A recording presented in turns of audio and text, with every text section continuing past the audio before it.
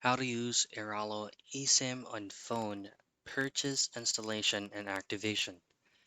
Now in this video, I'll show you how you use Airalo Esim on your mobile device, how you purchase, how you can install and activate at the same time.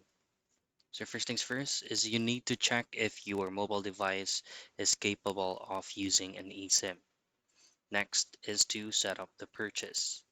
Go into Google Play Store application and download Airalo from there. And this is going to be the dashboard of the application. This is where you can choose the specific location where you're going in for you to be able to make the purchase. Now, once you've successfully purchased the eSIM, here's how you can install it.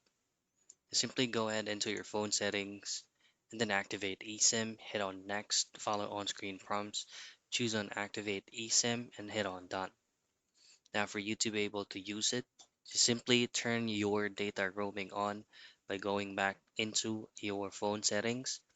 Go into the Airalo eSIM data roaming and make sure that it is turned on. And that is how you use Airalo eSIM on phone, how you can purchase, installation, and activation.